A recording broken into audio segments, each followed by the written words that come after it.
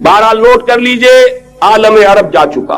कोई दिन की बात है, मैं सनसनी पैदा नहीं करना चाहता, लेकिन हालात और वाकयात से निगाहें बंद करना भी कोई दानिशमंदी की बात नहीं है। यह अयोध्या की मस्जिद शहीद की गई, अभी ये एक बहुत बड़ा मजार जो है शहीद किया गया, उसके साथ कई मस्जिदें शहीद की गई। ये सब क्या है? ये मुसलमानों की नफ्स देखी जा रही है। ये कोई गैरत और हमीयत नाम की कोई शय बाकी है? जैसे अल्लामा इकबाल ने वो नज़म लिखी थी, अब्दुल कादिर रोहिला बड़ा जालिम जफाजू कीना परवर था, लेकिन ये कि उसने जो एक टेस्ट लिया था कि वो जो औरतें हैं तैमूरी खानदान की, उनमें कोई रमक रह गई है? मालूम हुआ कि नहीं, कि गैरत नाम था जिसका, गई तैमूर के घर से, खत्म, गैरत निकल गई। इसी तरह अयोध्या की मस्जिद, अब चरार शरीफ, और ये कोई दिन की बात है कि अब मस्जिद अक्सा का नंबर आया के आया, उसके लिए पूरी तैयारियां हो चुकी है। यरूशलेम का मशरकी हिस्सा खाली कराया जा चुका है, उसके अंदर अब पूरा तसल्लुत यहूदी कर रहे हैं। यहां तक कि आपके यासिर अरफात साहब ने भी कुछ न कुछ जो है एहतजाज की बात की है, हालांकि अब तक हर बात मानकर मिनकार जेरे पर था, लेकिन यह कि एक वक्त आता है आखिरकार उसे भी कुछ बोलना पड़ गया है। लेकिन यहूदी अब पीछे कदम हटाने वाला नहीं है। उनका थर्ड टेंपल, तीसरी मर्तबा हैकल सुलेमानी तामीर होना है। नोट कर लीजिए, उनके लिए वो वही कुछ है जो हमारे लिए काबा है। उनके लिए हैकल सुलेमानी बिल्कुल वही हैसियत रखता है जो हमारे लिए काबा। वो हैकल सुलेमानी एक मर्तबा पहले नबूकदनेस्सर के हाथों मिस्मार हुआ, फिर सन 70 ईस्वी में टाइटस के हाथों मिस्मार हुआ। सन 70 के बाद आज 1995 में कितने बरस हो गए? पूरे 1925 बरस हो गए कि उनका काबा जमीन बोस पड़ा हुआ है। अब तक तो उनका बस नहीं था, अब तो बस है कि नहीं? अब उनकी हुकूमत है कि नहीं? अब शाह हसन हो चाहे शाह हुसैन, उनके नौकर और चाकर हैं या नहीं? अब उन्हें डर किसका है? लिहाजा कोई दिन की बात है, मस्जिद अक्सा शहीद होगी और टेंपल की ताबीर शुरू होगी। ये तो बहरहाल एक नक्शा है। अगला नक्शा आपको बताना चाहता हूं, एक दूसरी तस्वीर है। ये तस्वीर है जमीनी, एक तस्वीर है आसमानी।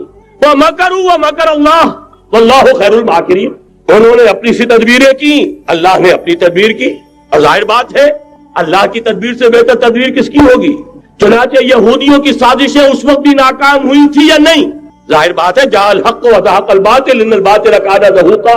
लिहाजा ये आयतें दोनों ऐलान कर रही हैं कि यहूदियों की साजिशें बिल आखिर नाकाम होंगी और दीन हक का बोलबाला होकर रहेगा। ये तो इन आयतों से जाहिर है। युरीदून लियुत्फ़िऊ नूरल्लाहि बिअफ़वाहिहिम वल्लाहु मुतिम्मु नूरिही वलौ करिहल काफ़िरून।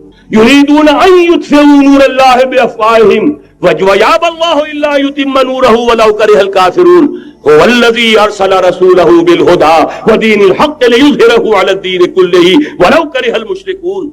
अल्लाह ने तो भेजा ही है अपने रसूल को इस फैसले के साथ और ये जिम्मेदारी और मिशन देकर कि जो दीन हक आपको देकर भेजा जा रहा है उसे गालिब कीजिए, नाफिज कीजिए, कायम कीजिए। इस मिशन के साथ भेजा जा रहा है और वो बहरहाल आया, जाल हक व ज़हक़ल बातिल इन्नल बातिल काना ज़हूक़ा। लेकिन नोट करने की बात यह है, जरा यहां थोड़ा सा तहम्मुल के साथ गौर कीजिएगा, कहीं मेरे खिलाफ कोई फतवा देना शुरू कर दें।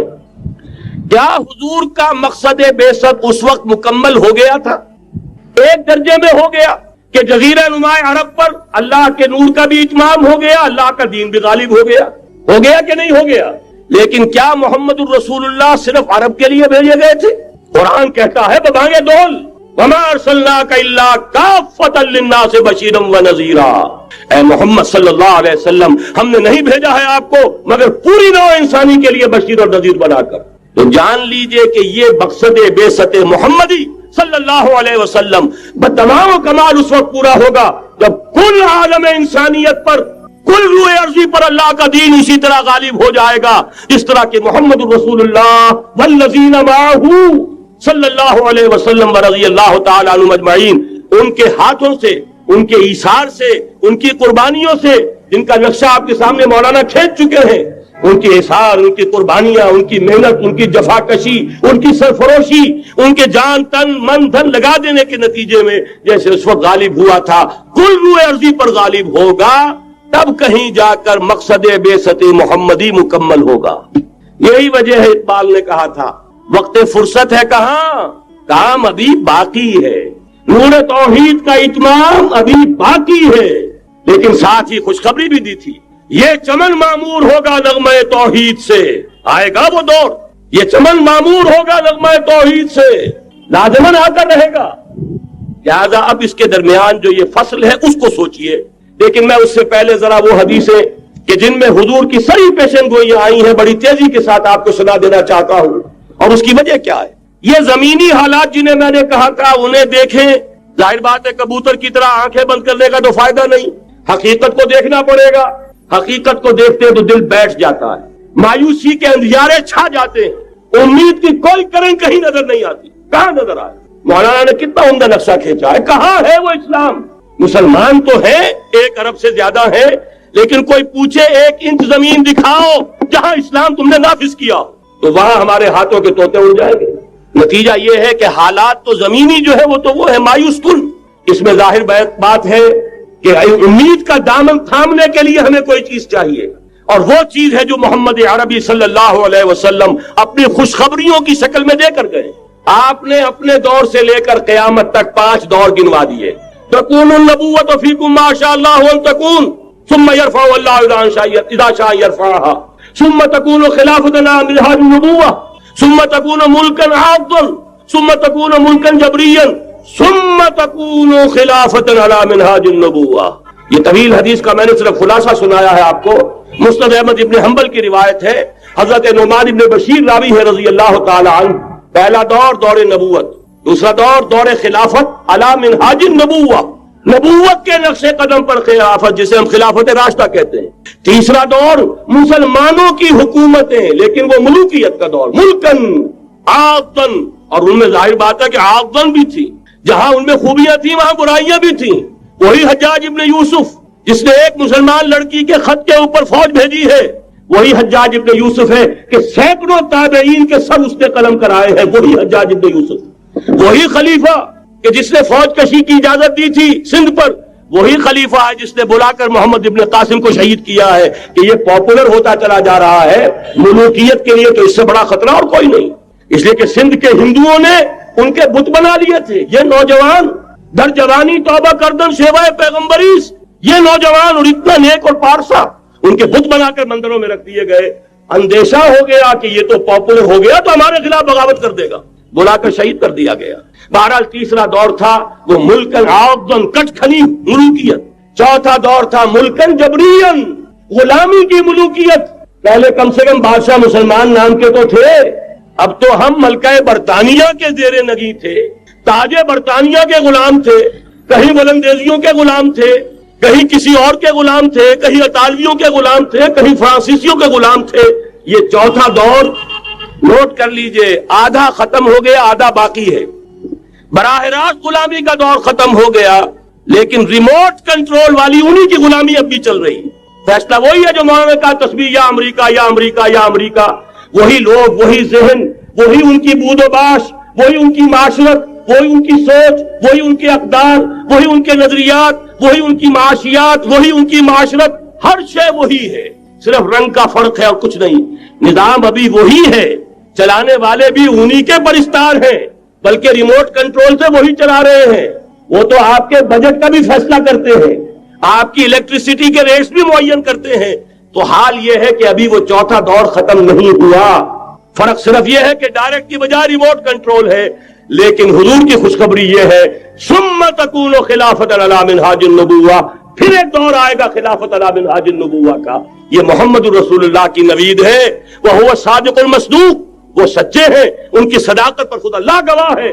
لہذا وہ دور آ کر رہے گا, اس میں کسی بھی بندے مومن کے لیے کسی شک و شبے کی کوئی گنجائش. اگلی حدیث اگلی سنیے. اب جب یہ دور آئے گا تو عالمی ہوگا, جیو ورلڈ آرڈر نہیں ہوگا, جسٹ ورلڈ آرڈر ہوگا. یہ نیو ورلڈ آرڈر NWO, حقیقت میں جیو ورلڈ آرڈر ہے JWO, لیکن اسی کو بدلنا ہے جسٹ ورلڈ آرڈر آف اسلام, اور وہ گلوبل ہوگا. 2 حدیثوں کا تذکرہ کر دوں. حضرت ثوبان حضور کے ایک آزاد شدہ غلام تھے. وہ روایت کرتے ہیں, مسلم شریف کی روایت ہے, یہ صحیحین میں فرماتے ہیں کہ حضور نے ارشاد فرمایا, ان اللہ زوالی الارض فرائیت مشارقها ومغاربها وان امتی سیبلغ ملکها ما زوی علی منها. رواہ مسلم رحمہ اللہ. حضور فرماتے ہیں اللہ تعالیٰ نے میرے لیے پوری زمین کو لپیٹ دیا, یہاں تک کہ میں نے اس کے سارے مشرق دیکھ لیے، سارے مغرب دیکھ لیے، اور سن لو مجھ سے، ٹیک اٹ فرام می، میری امت کی حکومت ان تمام علاقوں پر قائم ہو کر رہے گی جو مجھے زمین کو لپیٹ کر اور سکیڑ کر دکھا دیے گئے۔ گلوبل ہوگی کہ نہیں؟ دوسری حدیث سنیے، یہ پھر مسند احمد ابن حنبل کی ہے۔ حضرت مقداد ابن اسود رضی اللہ تعالی عنہ فرماتے ہیں، حضور نے فرمایا لا يبقى على ظهر الارض بيت وبر ولا مدر الا ادخله الله كلمة الاسلام بعز عزيز وذل ذليل اما يعزهم الله فيجعلهم من اهلها او يذلهم فيدونون لها۔ یہ ہے حدیث مسند احمد ابن حنبل کی۔ اور حضرت مقداد فرماتے پھر میں نے کہا اچھا تب تو ہو جائے گی وہی بات، وَيَكُونُ الدِّينُ كُلُّهُ لِلَّهِ، دین کل کا کل اللہ کے لیے ہو جائے گا۔ حدیث کا ترجمہ یہ ہے کہ حضور نے فرمایا روئے زمین پر نہ کوئی اینٹ گارے کا بنا ہوا گھر رہے گا، نہ کوئی اونٹ کے بالوں کے بنے ہوئے کمبلوں کا خیمہ رہے گا جس میں اللہ تعالیٰ کلمہ اسلام کو داخل نہ کر دے۔ لیکن یہ داخلہ دو طریقے سے ہوگا، بعز عزیز وذل ذلیل، یا صاحب عزت کے اعزاز کے ساتھ یا کسی مغلوب کی مغلوبیت کے ساتھ، یعنی یا تو اللہ تعالیٰ ان کا اعزاز فرمائے گا اور وہ کلمہ اسلام کے خود قائل ہو جائیں گے۔ جب گھر والا خیمے والا اسلام لے آئے گا تو اسلام اس کے گھر میں داخل ہوگا، اس کو بھی عزت نصیب ہوگی۔ وَلِلَّهِ الْعِزَّةُ وَلِرَسُولِهِ وَلِلْمُؤْمِنِينَ، عزت تو حق ہے اللہ کا، اس کے رسول کا اور اہل ایمان کا۔ اور اگر وہ اسلام قبول نہیں کرے گا تو یؤت الجزیۃ عن ید وہم صاغرون، چھوٹے ہو کر رہنا پڑے گا، جزیہ دینا ہوگا، اسلام کی بالادستی قبول کرنی ہوگی۔ بتائیے اس کے بعد بھی کوئی شک ہے؟ یہ ہے آسمانی نقشہ، یہ اللہ فرما رہے واللہ متم نورہ وَيَأْبَى اللَّهُ إِلَّا يُتِمَّ نُورَهُ لِيُظْهِرَهُ عَلَى الدِّينِ كُلِّهِ وَلَوْ كَرِهَ الْمُشْرِكُونَ، یہ اللہ کا فیصلہ ہے۔ ادھر یریدون لیطفئوا ہے، یہ زمینی نقشہ ہے۔ اب شکل کیا ہے؟ اب میں آپ سے عرض کر دوں کہ ان دونوں کے مابین جو خلا نظر آ رہا ہے، کوئی شخص یقین کے ساتھ نہیں کہہ سکتا کہ اب حالات کا کیا رخ ہوگا، اس لیے کہ ظاہر بات ہے قرآن مجید میں مستقبل کے بارے میں خود حضور سے کہلوایا گیا، وَإِنْ أَدْرِي أَقَرِيبٌ أَمْ بَعِيدٌ مَا تُوعَدُونَ، لوگوں مجھے معلوم نہیں ہے کہ جس بات کی تمہیں خبر دی جا رہی ہے وہ قریب آ چکا ہے یا دور ہے۔ وَإِنْ أَدْرِي لَعَلَّهُ فِتْنَةٌ لَكُمْ وَمَتَاعٌ إِلَىٰ حِينٍ، اور میں نہیں جانتا، ہو سکتا ہے اللہ کچھ اور مہلت دے دے تمہیں اور کچھ اور آزمائش جو ہے اس کے لیے تمہارے لیے کوئی اور مہلت عطا فرما دے، ہو سکتا ہے۔ تو میں بھی کسی دعوے سے نہیں کہہ رہا، لیکن دو امکانات ہیں۔ امکان نمبر ایک کیا ہے؟ ابھی عالم اسلام کا ایک سالڈ بلاک ہے جو یہودی ورلڈ آرڈر کی نگاہوں میں کھٹک رہا ہے۔ میں کھٹکتا ہوں دل یزداں میں کانٹے کی طرح، اگرچہ ان کی اسٹریٹجی کیا ہے، ایک ایک کر کے ان کے حصے بکھرے کر کے تیا پانچا کرو۔ ابھی وہ بلاک کون سا ہے؟ ایران ہے، افغانستان ہے، پاکستان ہے اور روسی ترکستان سے آزاد ہونے والی جو ریاستیں ہیں، یہ ایک سالڈ بلاک۔ یہ عجمی مسلمان عربی نہیں، عربی گئے، یہ نوٹ کر لیجئے، اس لیے کہ عربوں کو اللہ نے فضیلت دی تھی، محمد ان میں سے تھے صلی اللہ علیہ وسلم، یہ رتبہ بلند ملا جن کو مل گیا۔ لیکن ساتھ ہی اللہ نے دھمکی بھی دے دی تھی سورہ محمد میں، ان تتولوا یستبدل قوما غیرکم، اگر تم پیٹھ دکھا دو گے اس مشن کو جو ہم نے تمہارے حوالے کیا ہے، تمہیں ہٹائیں گے، کسی اور کو لے آئیں گے۔ اور یہ بات ہو چکی ہے 13ویں صدی عیسوی میں، 1258 میں جب سقوط بغداد ہوا ہے، عربوں کے ہاتھ سے عالم اسلام کی قیادت چھین لی گئی، معزول کر دیا۔ اس کے بعد قیادت کن کے ہاتھوں میں آئی؟ ترکوں کے ہاتھ، ترکان تیموری ہندوستان میں، ترکان صفوی ایران میں، ترکان سلجوقی مڈل ایسٹ میں، اور ترکان عثمانی کا تو کہنا ہی کیا ہے، وہ ایشیا مائنر سے چل کر آپ کو معلوم ہے کہ مشرقی یورپ کا کتنا بڑا علاقہ، دی گریٹ آٹومان امپائر اس صدی کے آغاز تک قائم تھی۔ اس صدی میں عجیب عجیب معجزے ہوئے ہیں۔ گریٹ آٹومان امپائر جو 3 بر اعظموں پر محیط، نام و نشان ختم۔ دی گریٹ USSR، نام و نشان ختم۔ اب تو روس صاحب ایک ملک کی حیثیت سے رہ گئے۔ یہ اس صدی میں دو اور وقت نہیں ہے، میں اور آپ کو کیا بتاؤں، اس صدی میں تو بڑے بڑے عجیب عجوبے ہوئے ہیں، بڑی بڑی 2 عظیم جنگیں ہو چکی ہیں، تیسری جو ہے سر پر کھڑی ہے، دور نہیں ہے، جس کو حدیث میں کہا گیا ہے الملحمۃ العظمی، تاریخ انسانی کی عظیم ترین جنگ، اور وہی صلیبی جنگ جس کا آغاز بوسنیا سے ہو چکا ہے۔ بہرحال اس وقت جو میں کہہ رہا تھا، ورنہ میرے پاس تو یعنی یہ کہ درد دل کہنے کے لیے وقت نہیں ہے، مجھے اپنی بات کو محدود کرنا پڑ رہا ہے، لیکن میں اب آ رہا ہوں اصل موضوع کی طرف، کہ ایک امکان تو یہ ہے کہ اس بلاک میں اسلام کا احیاء ہو، اور اس کے لیے کچھ نویدیں بھی موجود ہیں احادیث نبویہ میں. وہ تو آپ نے سنا ہوگا اقبال کا شعر، میرے عرب کو آئی ٹھنڈی ہوا جہاں سے، میرا وطن وہی ہے، میرا وطن وہی ہے. حدیث میں آتا ہے یخرج ناس من المشرق یؤتون للمہدی یعنی سلطان ہی، مشرق سے فوجیں نکلیں گی کہ جو کہ مہدی کی حکومت قائم کریں گی. یہ مہدی اہل تشیع کے مہدی اور ہیں، ہمارے مہدی اور ہیں. اہل تشیع کے عقیدے کے مطابق ان کے بعد میں امام جو روپوش ہو گئے تھے وہ امام مہدی ہے، وہ ظاہر ہو جائیں گے. ابھی امام غائب ہے، پھر وہ ظاہر ہو جائیں گے. ہمارے نزدیک یہ مہدی پیدا ہوں گے یا ہو چکے ہو، اور یہ ہوں گے حضرت فاطمہ کی نسل ہی سے رضی اللہ تعالی عنہا. لیکن عالم عرب کے اندر پھر ایک طاقت بن کر ابھریں گے، باطل کی قوتوں کے خلاف جہاد کریں گے. لیکن ان کو مدد آئے گی دو طرف سے، ایک زمینی مدد آئے گی مشرق سے، ایک آسمانی مدد آئے گی. عیسیٰ ابن مریم کا نزول، حضرت مسیح علیہ الصلوۃ والسلام جو زندہ آسمان پر اٹھائے گئے تھے نازل ہوں گے. اور در حقیقت ان دو مددوں کے نتیجے میں پھر یہود کا قلع قمع ہوگا، اور یہی گریٹر اسرائیل ان کا گریٹر گریو یارڈ بن کر رہے گا، عظیم تر قبرستان بن کر رہے گا. اس کی بڑی واضح حدیثیں موجود ہیں، اس کی بڑی تفصیلی خبریں موجود ہیں. یہ احادیث کی کتب کے اندر بدقسمتی سے ہماری اس کی طرف توجہ نہیں. ایک تو یہ ہو سکتا ہے. اسی طریقے سے ایک اور حدیث ہے یخرجو من خراسان رایات سود، اور یہ مسلم شریف کی روایت ہے، نوٹ کیجئے گا، نہیں ترمذی شریف کی روایت ہے. یخرجو من خراسان رایات سود لا يردها شیء حتی تنصب بإیلیا. اور خراسان حضور کے زمانے میں آج کے افغانستان کا نام، یہ افغانستان میں جو جہاد ہوا ہے، غلطیاں ہوئی ہیں اور غلطیوں کا خمیازہ بھگت رہے ہیں. یہ تو اللہ تعالیٰ کی سنت ہے جس میں اللہ نے صحابہ کو بھی ایگزمپٹ نہیں کیا، غلطی کی سزا دی ہے. 35 صحابہ کی غلطی غزوہ احد میں ہوئی، جہاں سے حکم تھا کہ مت ہٹنا، 50 میں سے 35 ہٹ گئے. نتیجہ کیا نکلا؟ فتح شکست میں بدل گئی، 70 صحابہ شہید ہو. اللہ تعالیٰ نے فرمایا وَلَقَدْ صَدَقَكُمُ اللَّهُ وَعْدَهُ إِذْ تَحُسُّونَهُم بِإِذْنِهِ حَتَّىٰ إِذَا فَشِلْتُمْ وَتَنَازَعْتُمْ فِي الْأَمْرِ وَعَصَيْتُم مِّن بَعْدِ مَا أَرَاكُم مَّا تُحِبُّونَ. مسلمانوں ہم سے گلہ نہیں کر سکتے، ہم نے اپنا وعدہ سچا کر دکھا دیا تھا جبکہ تم انہیں گاجر مولی کی طرح کاٹ رہے تھے. لیکن جب تم ڈھیلے پڑ گئے، تم نے ڈسپلن کو توڑا، تم نے اختلاف کیا تو سزا دیا. تو اگر صحابہ کرام رضوان اللہ تعالی علیہ مجمعین خیر الناس بعد الانبیاء، پوری نوع انسانی کے اندر انبیاء کے بعد بلند ترین انسان، اگر ان کی بھی غلطی کا خمیازہ جو ہے اللہ نے چکھایا، کیوں چکھایا؟ ضروری تھا، آئندہ کے لیے سبق ہو جائے. یہ وَلِيُمَحِّصَ مَا فِي قُلُوبِكُمْ، تاکہ تمہارے دلوں کے اندر اگر کہیں کوئی کھوٹ ہے اور پاک کر دیں ہم. اس لیے بہرحال غلطیاں ہوئی ہیں افغانستان میں. ایک امام کے ساتھ بیعت نہیں تھی، بلکہ بدقسمتی اور پڑھ کر یہ ہے بیعت کر کے توڑ دی. عبد الرسول سیاف صاحب کے ہاتھ پر ہمارے پاکستان کے 7 گروپ جو تھے، انہوں نے عین حرم میں بیٹھ کر بیعت کی اور پاکستان آ کر بیعت توڑ دی. سزا اس کی مل رہی، آپس کی خانہ جنگی یوں ہی نہیں ہو رہی، کوئی سبب ہے. لہذا یہ سزا تو ملے گی، لیکن جتنا خون یہاں پر خلوص کے ساتھ دیا گیا ہے اس کی مقدار بھی کم نہیں ہے. یہاں سے خیر برآمد ہوگا. اور دوسری بات اپنے بارے میں نوٹ کر لیجئے، یہ پاکستان، بچا کھچا Pakistan, what remains of Pakistan, یہ اصل میں ہے کیا؟ مولانا بہت خوبصورت انداز میں فرما رہے تھے، یہ 313 نہیں تھے، اسلام تھا. اسی طرح نوٹ کیجئے پاکستان نہیں ہے، 4 صدیوں کی تجدیدی مساعی کا حاصل. آپ نے کبھی نوٹ کیا ختم نبوت کے بعد اب سب سے اونچا منصب کس کا ہے؟ مجددین.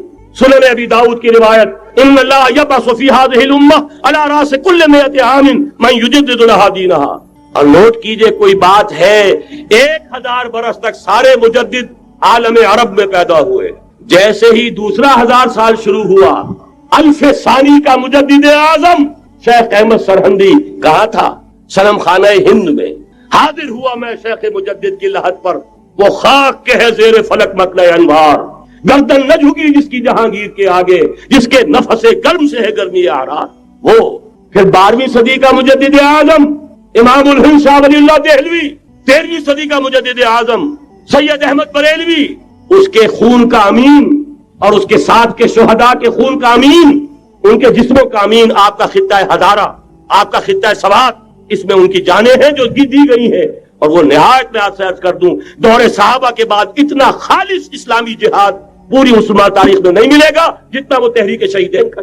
14ویں صدی ہجری میں شیخ الہند جیسا مجاہد اعظم کہ انگریز نے گرفتار کر کے قید بھی کیا ہے، تو کہاں ہندوستان میں نہیں، کہاں جزیرہ سائرس، کیا نام تھا، مالٹا، جزیرہ مالٹا بحر روم میں اقبال کے نفس سے ہے لالے کی آگ تیز، ایسے غزل سرا کو چمن سے نکال دو، کہیں ہندوستان کی کسی جیل میں ہوا تو شاید اس کے نفس کی گرمی ہی سے کوئی حرارت پیدا ہو جائے۔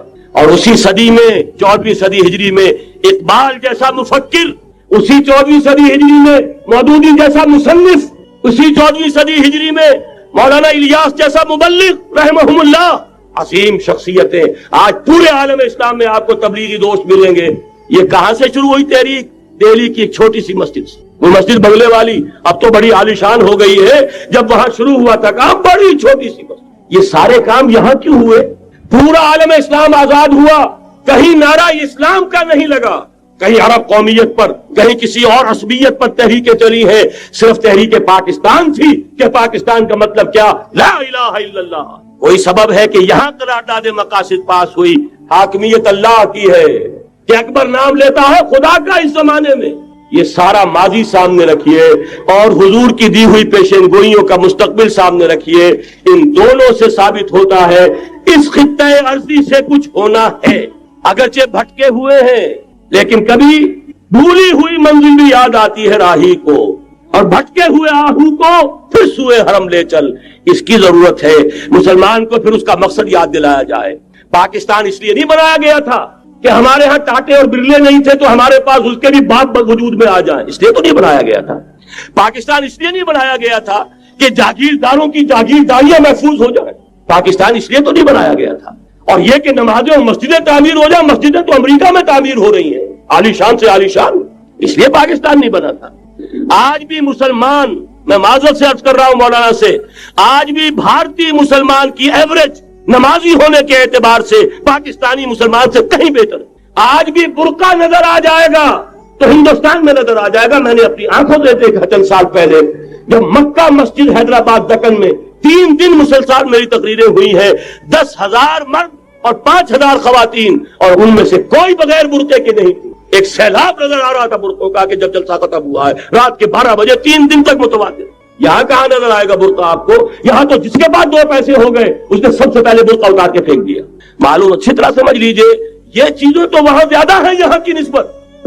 اصل ضرورت تھی کہ یہاں اس نظام کو قائم کیا جائے، وہ نظام عدل اجتماعی، وہ جس میں حریت ہو، جس میں عام آدمی بھی خلیفہ وقت کو ٹوک سکے۔ یہ کرتا کیسے بن گیا؟ ایک خاتون بھی کھڑی ہو کر دامن پکڑ لے، عمر تمہیں کیا حق ہے کہ ہمارے مہر کے اوپر پابندی لگا رہے ہو، جبکہ اللہ نے نہیں لگائی۔ اللہ قرآن میں 3 کا لفظ استعمال کر رہا ہے۔ ڈھیروں سونا دے دے کوئی شخص اپنی بیوی کو مہر کے اندر، طلاق دیتے وقت اس میں سے کچھ نہیں لے سکتا۔ آپ کون ہوتے ہیں ہمارے حق کے اوپر پابندی لگانے والے؟ اور عمر نے کہا آج ایک بڑھیا نے وہ اب عمر کو دین سکھایا، آرڈیننس واپس۔ حضرت سعد ابن ابی وقاص رضی اللہ تعالی عنہ جو فاتح ایران تھے، وہ گورنر ایسے نہیں بن گئے تھے ریوڑیاں بٹی ہو اور گورنری مل گئی ہو، وہ تو خود فاتح تھے ایران کے، اس لیے گورنر تھے۔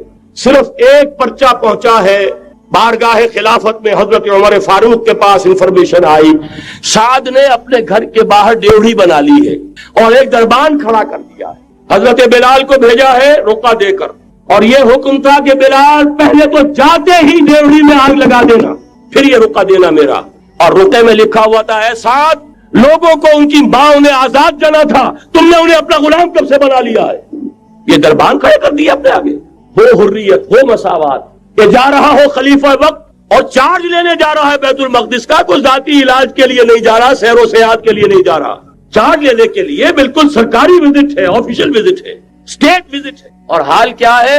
700 میل کا فاصلہ طے کرنا اور ایک اونٹنی، کوئی انٹوریج نہیں، کوئی خدم و حشم نہیں، کوئی جمبو جٹ بھرے ہوئے نہیں، کچھ نہیں، ایک اونٹنی ایک خادم۔ اس ایک اونٹنی پر چونکہ راستے کا راشن بھی ہے لہذا 2 آدمی نہیں بیٹھ سکتے، ایک بیٹھ سکتا ہے۔ ایک منزل خلیفہ وقت بیٹھا ہوا ہے اوپر اور خادم نکیل پکڑ کر چل رہا ہے، اگلی منزل خادم اوپر بیٹھا ہے اور خلیفہ وقت عمر بن الخطاب رضی اللہ تعالی عنہ اور وہ آگے آگے نکیل پکڑ کر چل رہے۔ یہ نظام چاہیے آج نوع انسانی کو۔ اس کے انتظار میں، اس کی تلاش میں نوع انسانی نے کتنے تجربے کر لیے، کیسی چھلانگیں لگائیں، ملوکیت ختم کی، آسمان سے گرا کھجور میں اٹکا، جمہوریت آئی نام نہاد، لیکن وہ سرمایہ دارانہ نظام بن کر آگے سے بڑھ کر لعنت بن گئی۔ پہلے جاگیردار مسلط تھا، اب سرمایہ دار اور کارخانے دار مسلط ہو گیا۔ اس سے نکلنے کے لیے زور لگایا، کمیونزم کی طرف گئے، چھلانگ لگائی، اب ایک پارٹی ڈکٹیٹر بن کر بیٹھ گئی۔ انسان رست از یک بنتا افتاد در بندے دیگر، ایک چیز سے غلامی سے نجات پاتا ہے، دوسری میں پھنس جاتا ہے۔ اور کیوں؟ کہ وہ نظام عدل اجتماعی جو محمد عربی کو دے کر بھیجا گیا تھا، اس کے کسٹوڈین سوئے ہوئے، اس کے کسٹوڈین کو اندازہ ہی نہیں۔ یہ نسخہ تو ہمارے پاس تھا، ہمیں عمل کرنا تھا اور دنیا کے سامنے پیش کرنا تھا۔ پاکستان بنایا اس لیے گیا تھا کہ ہم اس کا ایک نمونہ دنیا کے سامنے پیش کریں گے۔ قائد اعظم نے فرمایا تھا کہ ہم یہ چاہتے ہیں کہ پاکستان کی صورت میں عہد حاضر میں اسلام کے اصول حریت و اخوت و مساوات کا ایک نمونہ قائم کر کے دکھائیں۔ کہاں ہے وہ؟ بھٹک گئے، سو گئے۔ بہرحال اب بھی وقت ہے، جب تک سانس تب تک آس۔ میرے عزیز نے تو ڈرایا ہے اور صحیح ڈرایا ہے۔ اللہ تعالیٰ نے 25